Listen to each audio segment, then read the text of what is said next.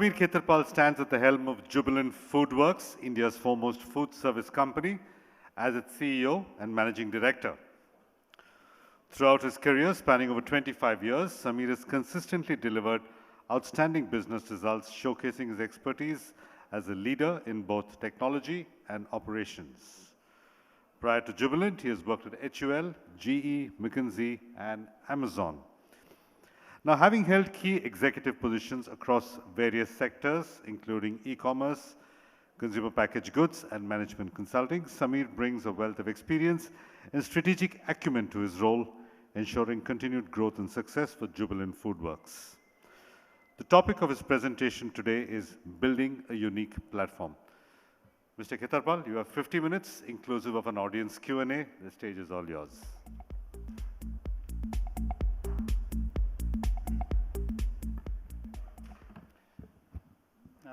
Thank you so much, and a very good afternoon to all of you. I'm going to talk about pizzas after lunch. Hope that's okay.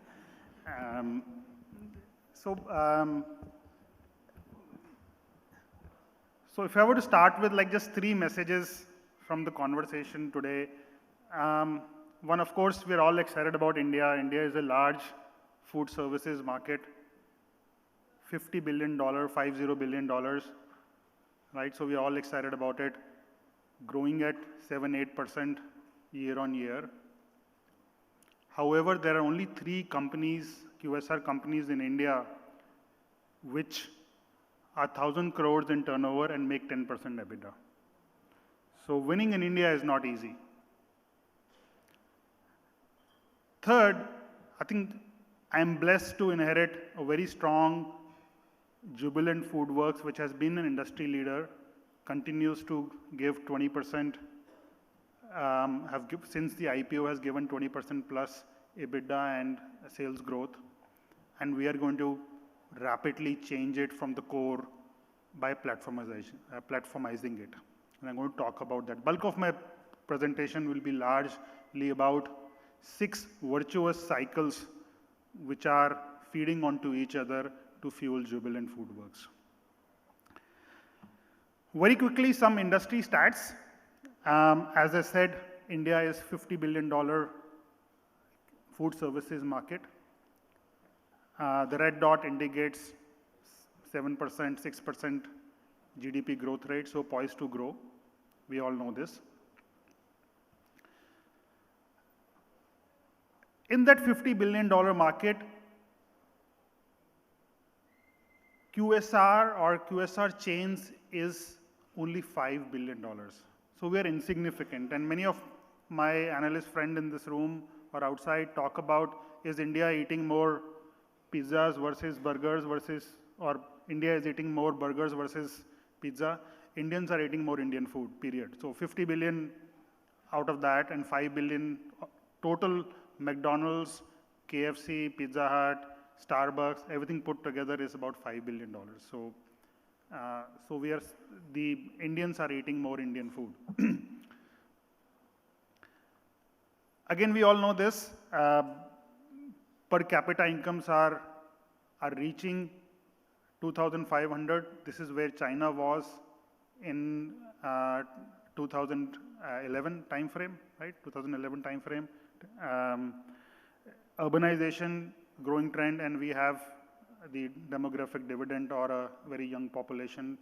So I think the so what of this chart on the left-hand side is a 28-year-old eats out 3 times more than a 40-year-old. So that's why this number matters.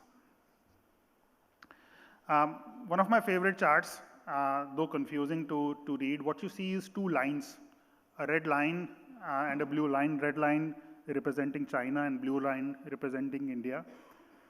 What you see over here is, on the right-hand side, the 2 points, 2,227 and 2025. The Indian per capita GDP of 2025 is same as what China was in 2005. And we know what happened to QSR industry post that. KFC at that time in China was about 1,000 stores. It is 10,000 stores as of last week. So that is the growth potential that India offers if we were to grow at 6 to 7%. And there is no reason why Domino's plus Popeyes, and plus other brands cannot be 10,000 stores in India. So all sounds rosy. Great market, great potential. We have a parallel in China, but unfortunately, nobody makes money in India. These are all American QSRs, very well-defined playbooks. Only 3 out of 17 logos that you see on this page actually are 1,000 crores and are 10% EBITDA. And if you add all the Indian QSRs which have been formed during COVID or post-COVID or pre-COVID, their average EBITDA is minus 20%. So great market, but very tough to make money. And the reason is why, right? I mean, I think it's Indians love food, we eat a young population, how come nobody makes money? I think the answer is this. This is what we eat, right? And the price point for this, what we eat, is actually 70 cents. So, and the price point at what organized QSRs are selling is $8. So it's 10 times more than what India consumes. So therefore, we are all kind of have very meager targets of 1,000 crores, $500 million, while the parallels elsewhere in Europe or US or China are now $5 billion and $7 billion and $10 billion. So that's why it's easier said than done in India. I'm blessed to be a part of company which has, since its IPO days, given 20% compounded average revenue and EBITDA growth. And that's the foundation that I have inherited. And I need to build a tall building on top of it. So how are we going to do it? 6 virtuous cycles, what I call building 6 components and platforms at Jubilant. Number 1 are D2C apps, and I'll talk about it. Second is a multi-brand food park. Number 3 is our 400 city footprint, where we get pinpointed data by geolocation, what customers are ordering and how much they are ordering. Number 4 is the loyalty program of nearly 15 million loyal customers on Domino's. Number 5 is 20-minute delivery, our ability to serve 20 minutes in almost 400 pin codes in India, and a culture of hustle, which to me is priceless. Giving you a few glimpses, we are running at the moment 8 apps in Jubilant. And we can onboard any brand in 3 weeks onto this microservices app. So Popeyes in India, before the first store was launched, the app was launched. So again, it's an example of how, while we don't have an aggregator app, we have an aggregated ecosystem of microservices layer where we can bolt on any new app or any brand wanting to come to India and launch them in 3 weeks.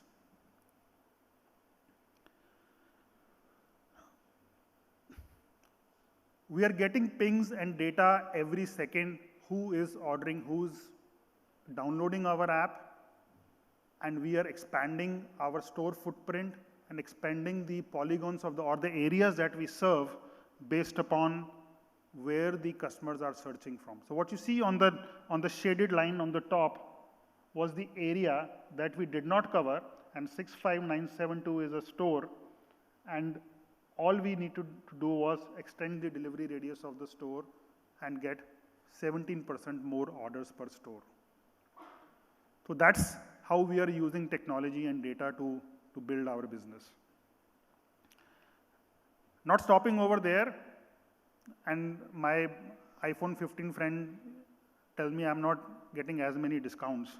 right? So the answer is they're more convenience seeking. So what we are doing is getting them to the cart to check out, personalizing their menu right up front versus a Realme 5 users who are more discount seeking. We're interspreading the journey of that user by showcasing more discounts. So we are sharpshooting, targeting our discounts. So again, use of data to build apps, using the app data and the pings to open stores. And once you have the customers, targeting and personalizing the offerings to their needs. We are not stopping there. A restaurant manager runs nearly half a million or what 700,000 worth of revenue. Is a kind of a CEO on its own. In a town in Uttar Pradesh or Maharashtra, like Latur or Daltonganj, or in Bihar, this is the lone CEO running the store. So how are we equipping that CEO? Is through this app. So very quickly, he or she can look at the store performance, take the inventory, communicate with the team what's running stock out.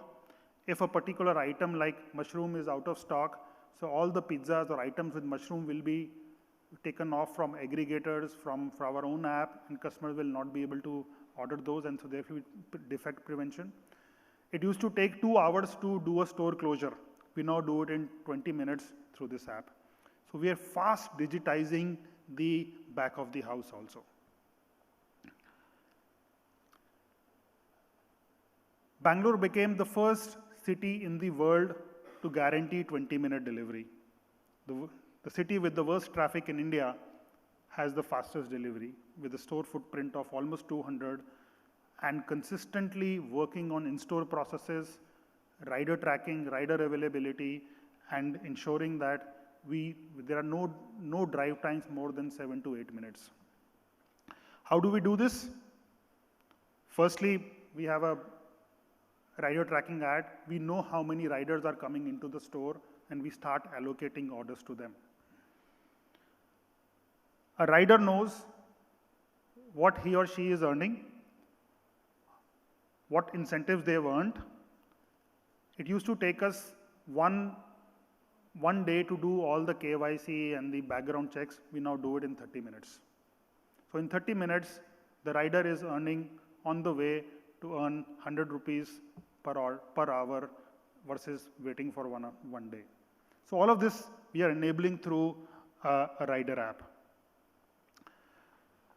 I think this is one hotly debated topic among the analyst community and also asked by my board, why are we investing so massively in back-end commissaries?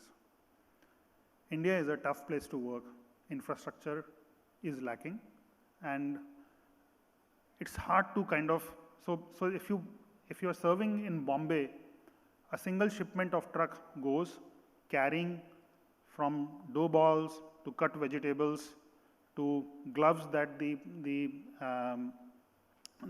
inside crew may need, to any special demand, to a tray, to a spoon. Everything goes in one truck, and you have to do it in nearly 6 hours of available window, 3 hours in the morning, 3 hours in the evening, for the truck to come in and deliver to the store. And that is why you need this back-end capability of commissaries and warehouses. I will not talk about it. I will let you see that, what it is. Welcome to Jubilant Food Park.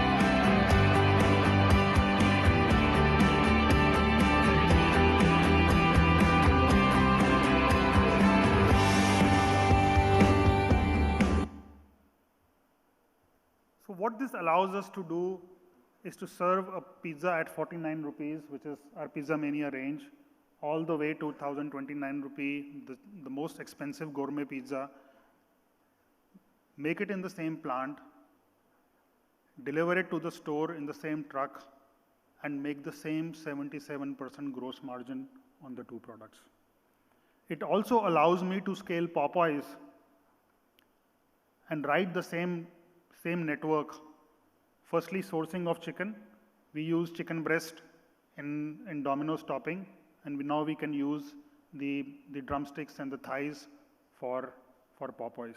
So it allows me at a store of 50, 75 stores to have the same gross margin as the industry leader. So these are the capabilities. Therefore, I call this food park is a genuine platformization of QSR. It allows me to bring any brand into India and at scale, and even at half the scale, get the highest gross margins. We are present in 407 cities. We exactly know where customers are ordering, where the right price points are, how much dine-in, how much takeaway, what is the rider pool, and we are in almost 300 cities. We are the first organized QSR to get into. We have multiple formats of stores, and we play obviously omni-channel. We are available on aggregators. We can order on a train.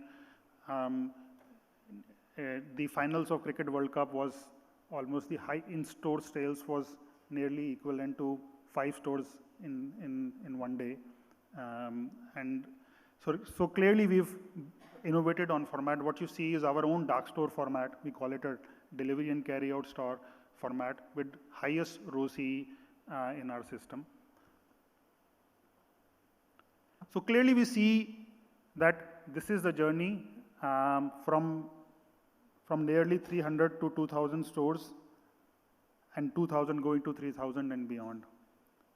We are not demand constrained. In fact, we are more supply short. It's more execution which is preventing us scaling this faster. Same thing, I think we want Popeyes to be India's first or India's the fastest QSR to get to 1,000 crores of revenue. Right? On an average, some of the predecessors of Popeyes have done it in 11 to 12 years. We want to do it in a fraction. So what are we building? We are actually building a multi-brand, multi-country food tech company which is designed for emerging economies at scale and delivering high EBITDA and scaling through technology and a culture of hustle. Thank you.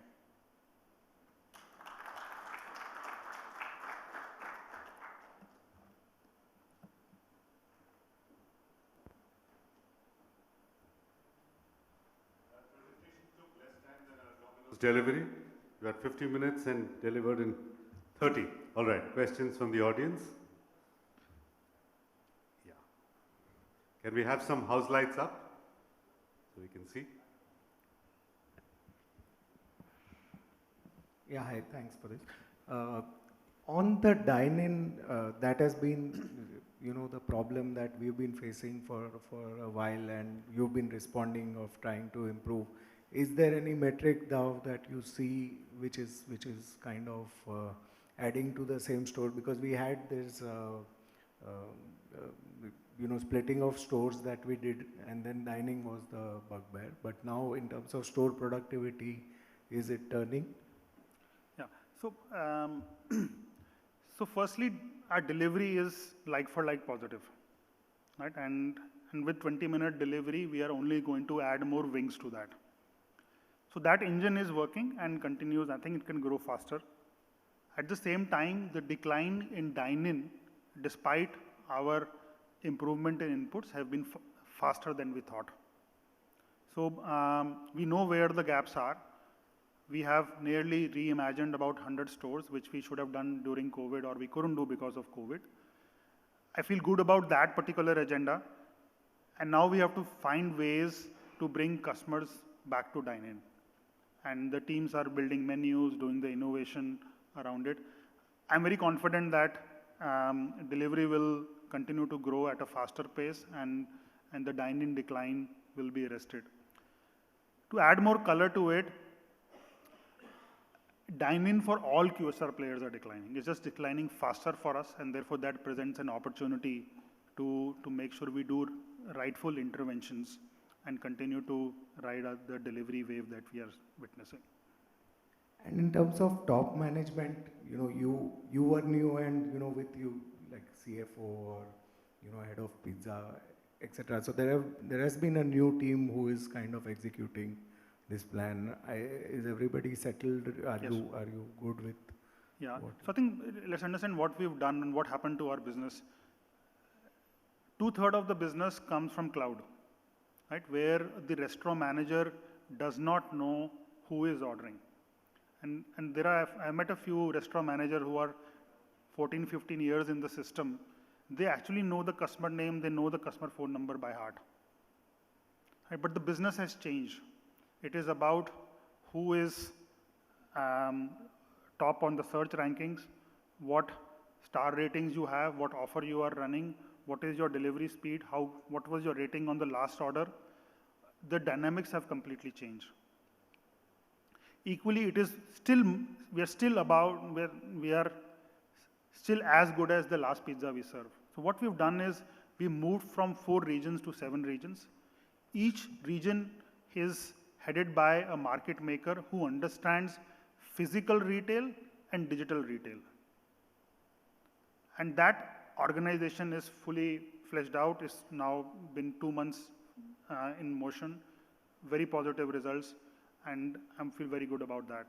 Same thing, we realized that we need to strengthen our category teams. So we gotten a good, strong marketing leader from Mondelez who understand category building and strengthen the whole consumer insight and the data team over there. So all the people work, design work on the teams are fully done within the Domino system. So therefore, I spend less time on that particular piece, more on reviewing. I'm spending more time in scaling Popeyes to 1,000 crores. Yeah, hi.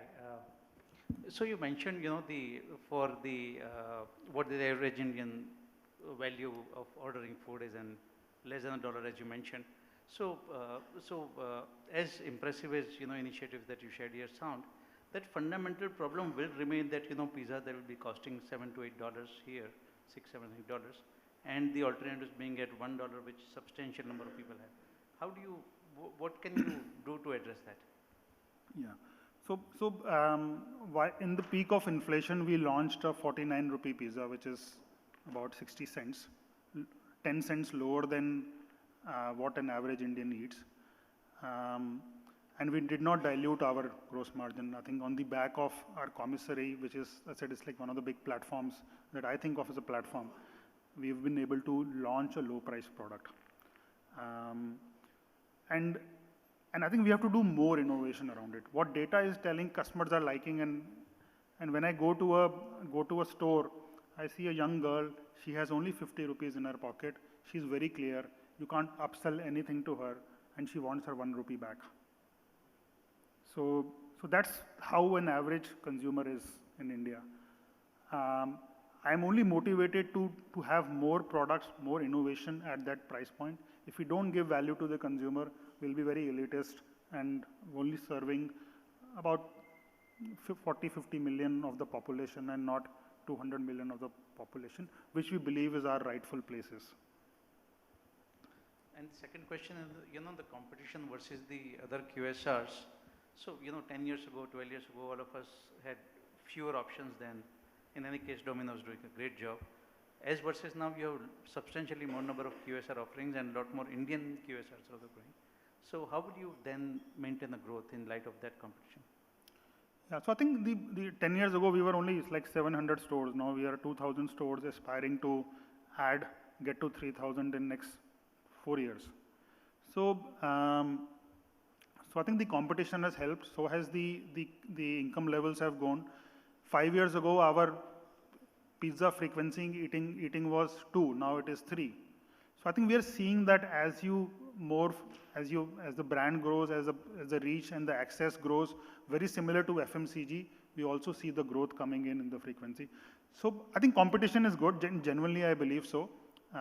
It helps in today's digital age. It helps a consumer compare what you are offering and also look at what reviews you have. So it's a very transparent system. And therefore, with all the 6 platforms that we are building, we actually believe we are more poised for growth. If you like our pizza, you have a loyalty program. We deliver the fastest. We have a 49 rupee price point available for you to order or dine in. We are a neighborhood store. So in a city like Bangalore, like I said, we have 200 stores. So there is hardly and you walk for 10 minutes, very likely you will encounter 2 stores. So, so that's what how we are building it. And then when I take a Jubilant view, now we have chicken and burgers in Popeyes. We have Chinese in Hong's. We have coffee and donut in Dunkin'. There are few places there are few cuisines which are missing, like desserts, biryani, right? North Indian, South Indian, that at the right time we'll come back and solve for those also. But right now, focus on building, we have these 5 brands, focus on scaling these 5. Yeah, go ahead. Thanks for the presentation. You mentioned China per capita. We are roughly about 19 years behind China on a per capita basis. And obviously, China has seen a huge rise in consumption. Any lessons that you've learned for your scalability from China? And you mentioned repeatedly a culture of hustle. Anything specific that you can expand on that and what you're doing in the India context? Yeah, no, great questions. So firstly, there are 4 learnings from China that I am taking. And the whole journey started with when I realized that somehow customers in India don't like pizzas for lunch. So between lunch, evening, and dinner, my ratio of my business is 20, 30, and 50. So I started wondering why, it's not ordered during lunch. Then I started from Canada, US, Mexico, Latin America, Europe. And when I was speaking to somebody in Benelux, I realized they open their stores at 5 p.m. So the stores are open from 5 p.m. to 10 p.m. only. And that made me wonder, why is this happening? Then, so of course, there is something that for consumers world over, they like to eat pizzas during dinner time or evening time. So I started looking out east then, and I realized things were very different. Japan had a very high share of lunch, so therefore, but it was rice-based. So we'll have to go beyond pizza. Of course, not do biryanis, but look at what is adjacent to pizza as a category, and look at lunch. Second is the learning from KFC. When I asked which are your hottest selling products, the answer I got was congee and dim sums for breakfast. So what it challenged me was, where I thought, oh, breakfast is a no-no for Domino's, right? What it challenged me was, yes, it can be done. So that's number 2. Number 3 is technology. China has invested far more in back of the house technology. US and Europe have invested far more in customer facing technology. And last but not the least, you spoke about culture of hustle. I'm a very big believer of, and I quote this example multiple times. In India, we have to do less. We have to do more with less. We send to space. In one rocket, we try to pack and send about 100 satellites in one rocket. So that's how the mindset of India is. And so I'm very clear, you have to work harder, you have to work faster. So if 7 to 11 p.m. on a Sunday in a Domino's store is 80% higher than what it is on a Monday. And it is the highest throughput per hour of pizzas anywhere in the world. And if you try cutting the pizza on a table, your shoulder will get jammed. So that is what I say is the culture of hustle. What you see over there, the word that you will hear the most is hustle, hustle. Boys hustle, girls hustle. So this is what it is. When a delivery rider is kind of carrying the bag, somebody will say, ride safe, not ride fast. So that is the store culture I want to build, that we have to work harder. We have to, during Diwali, during Holi, during New Year's, while the world is celebrating, we are out there in the store serving our customers, bringing a joy or smile on their faces. That is what we are doing. To learn, I took my entire team last month to Bangla Sahib. It's a Gurudwara. We all did 1 day of service. And one very small little example I learned, I was sitting next to a 74-year-old woman coming from a probably lower middle income group, comes to the Gurdwara every day to give free service, make rotis and chapatis and cut vegetables after taking a 1.5 hour bus ride. So learning about humility, learning about service and making hygienic food at scale for nearly 50,000 customers or devotees in a day is what I think I want my team to learn. So culture of working hard, doing more with less, but with humility is what I want to instill in the teams. But just an extension, wouldn't you agree that China has those characteristics as well to help it have moved to the 10,000 restaurants? It's very much, again, a jugaad culture. It's a very, very competitive place. Are you going to copy that model, or are there cultural nuances which are different for India? So at least my humble take on culture is that you can't copy culture. You can't copy someone else's values and say, this is going to be my values. My values are my values, right? So I have to look within and have a common thread to have at least a highest common factor or a least common denominator of values that Jubilant FoodWorks has and percolate to Dunkin' or Hong's so take for example, we have a culture of doing rallies where we get together the entire team and we just have fun. Every time we open a store, we do a loud share, 5-star pizzas, serve with smile. So these are something which is very ingrained to Jubilant FoodWorks, and I'm very cognizant that yes, we should look, evaluate, learn from other cultures and values, but find your own what works for you. Thank you. And we're facing a room for, yeah, go ahead. Could you just stand up, sir, in the back? We'll get the mic to you.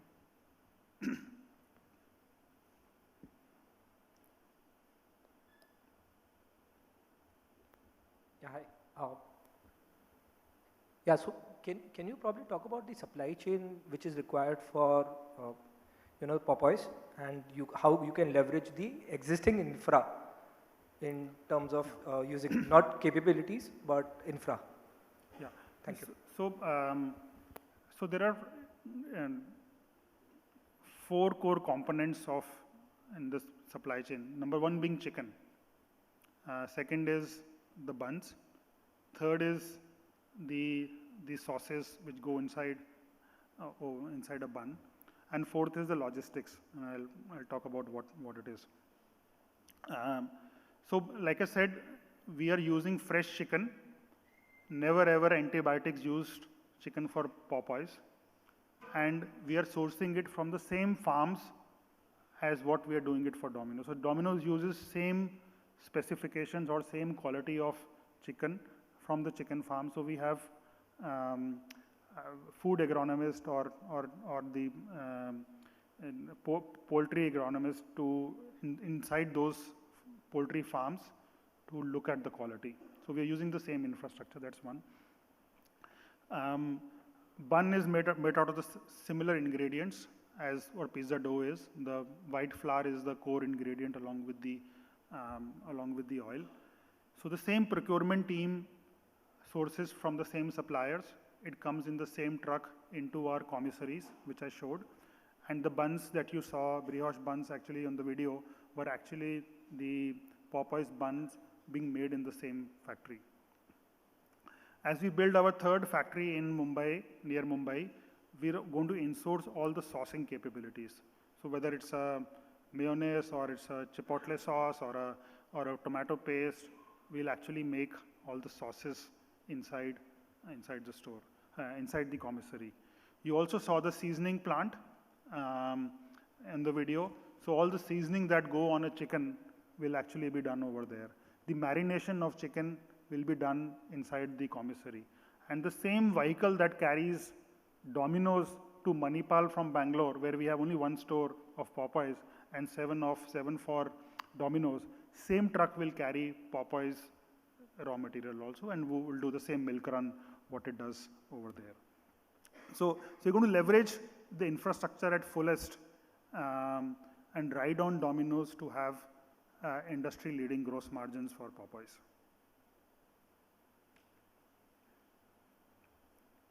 Any more questions? Yeah.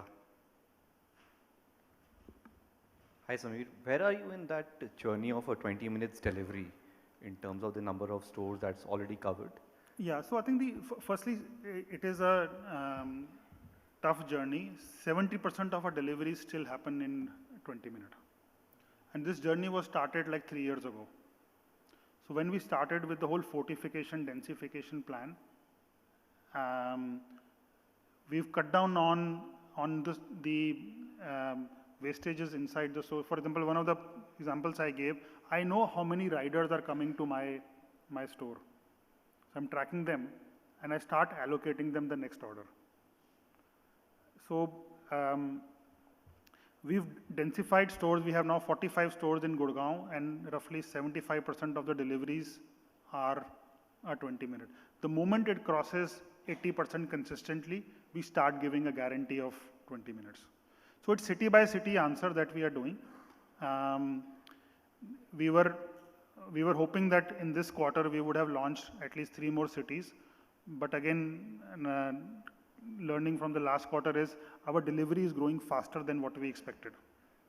So we are again going back and rewiring our store polygons and looking at how we can consistently give 20 minutes.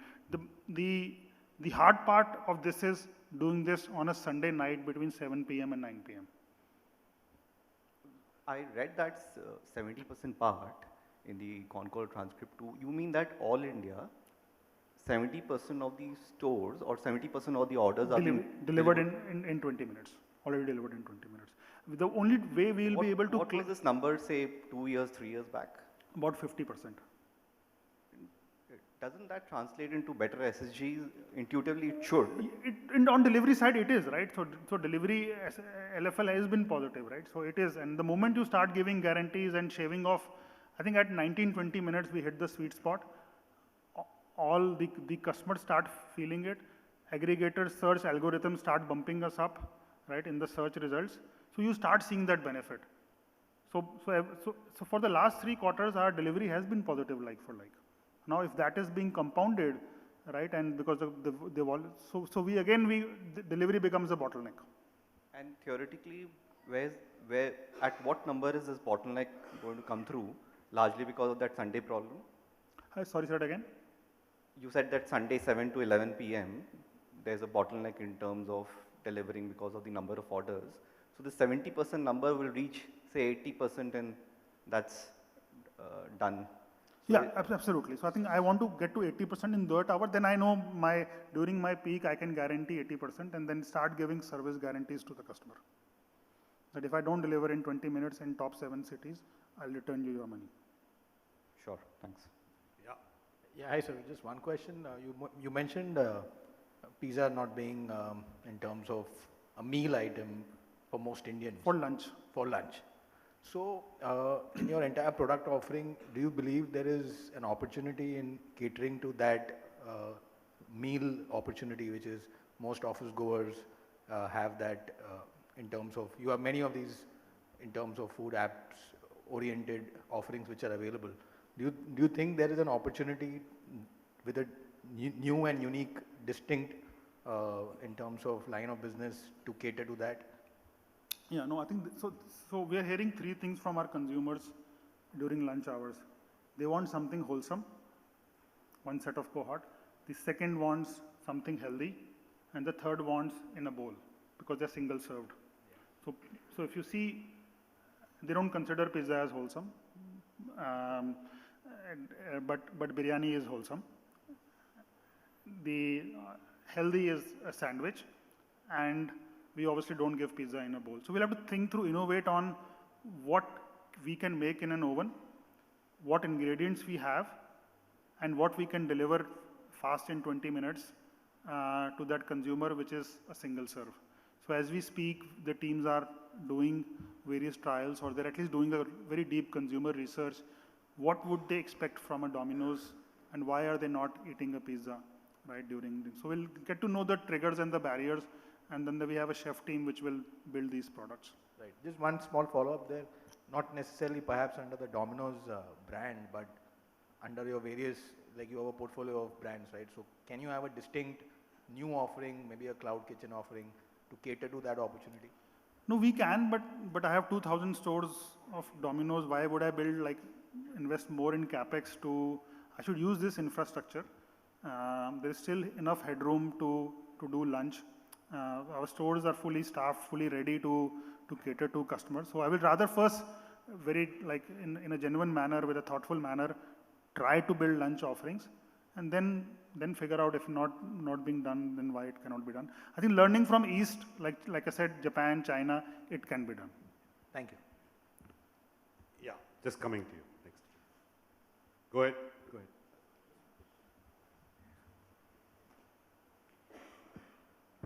Yeah, go ahead. Oh, sorry. Yeah, just so, actually just on follow up on that point with Atul mentioned, you mentioned that KFC in China serves congee and dim sums.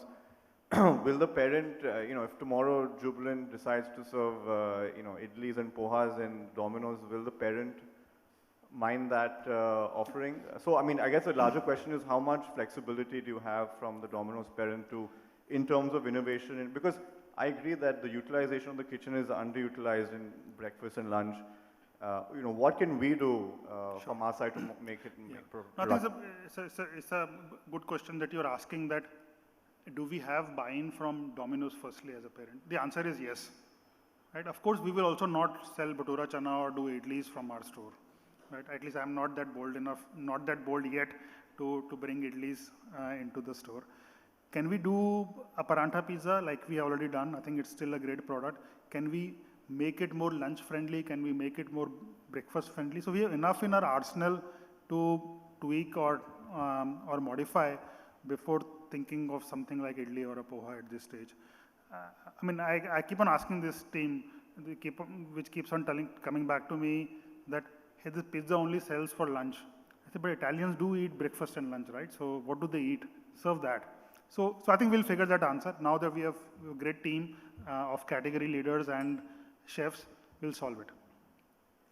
Yep. So, just one question, as you mentioned about using the existing infrastructure of 2,000 stores, is it possible in future under one store you can offer a lot of 5 brands which is there that helps you in utilizing the infrastructure, footfalls, dine-in, and a lot of options for the similar, and that makes as we speak, we are doing almost 15 stores like that. And that can be scalable to what level in next 4-5 years? So it's very early, I would wait. So I think, so India's one of the best highways being built is Delhi-Mumbai highway. So we have taken a parcel of land on both the sides. We are building a food court. So where Domino's, Popeyes, Dunkin', Hong's, and a biryani along with Subway, we will have a full offering over there. And in this, as a composition, you would be getting the other brands also and charging management fees types while building a food court. Yeah, I don't want to go into a food court business. All I'm saying is wherever, at least for our brands, we are finding. So Cuddalore was one city where Popeyes didn't have a plan to go. It went because Domino's business development team found great place in one of the best malls in Cuddalore, and so we got Popeyes over there. We've identified almost 40 locations where Domino's and Popeyes can coexist. Salem will be another location where the Popeyes team found a location, and Domino's didn't have a store over there. So I think as we gain in scale, this is bound to happen, and a lot of stores you will see sharing the boundary wall or sharing the gate, but having different brand identities. I want to preserve the brand identities, make sure that the store team and the food is being thought separately, but some of the common elements like infrastructure, leases, negotiation with the landlord, and the logistics and commissary capabilities are shared. But the 15 stores which you have test piloted, over there the growth is much higher than the cumulative. They're being built as we speak. Okay, good, thanks. Yeah, go ahead, sir. Just a quick question. You mentioned China again. Have you tracked your growth rate versus what happened to similar stores in China in terms of the trajectory? And I ask because Starbucks obviously has, in my view, a very slow growth rate compared to what it had in China. So is it more a parent decision to expand slowly, or are there nuances in the India market specifically versus the China market for impeding growth or accelerating growth?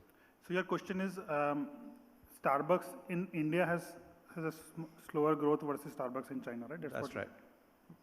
I think it's a stage of evolution. So China's, at least what I have learned from outside looking at the data, their inflection point actually came in 2009, 2010, when the per capita incomes grew from whatever, $3,000 to $12,000. And that is when the discretionary, what happens is when your income levels go beyond 3,000, your discretionary expenditure starts going into apparel, or you have more income for discretionary places to spend on. And QSR is one of the first places where you spend on it. So that fueled the growth. So therefore the growth rates are different. So therefore in India, every brand has taken 11 to 12 years to get to 1,000 crores. So is with Starbucks. So are we tracking KFC and Domino's Pizza China and Pizza Hut over there and local brands? Of course we are, right? I mean, we are tracking. And that gives us the conviction to go into nearly 300 cities ahead of the competition, where we are the only organized QSR still in the country. And compared to China, obviously you have a huge edge in technology, right? Because 10 years ago, technology wasn't as prevalent in China. Absolutely, absolutely. I think we are fast forwarding that technology. In fact, as we speak, our back of the house automation is one of the big agenda that we are driving, because we're learning from China, store complexity will increase. If we do lunch and breakfast and run the stores 24 hours, store complexity will increase. So investing in technology and that back of the house infrastructure definitely will pay off. Thank you. All right. Oh yeah, final question, Jay, over to you. We have 3 minutes left. Sure. Thanks, Samir. The first Popeye stores were opened about 2 years back. So can you give us some idea of what are the learnings, what are the teething issues you faced? And should we expect 1,800 stores starting next year? Should we expect what? 80 to 100 store openings starting next year? So firstly, to launch a new QSR in India, the first job is to make sure get the product right. So the product satisfaction ratings of Popeyes in India is highest within the Popeyes system globally. The core of the product is sandwich and bone-in chicken. The team innovated to differentiate versus the competition. They launched something called hot and messy.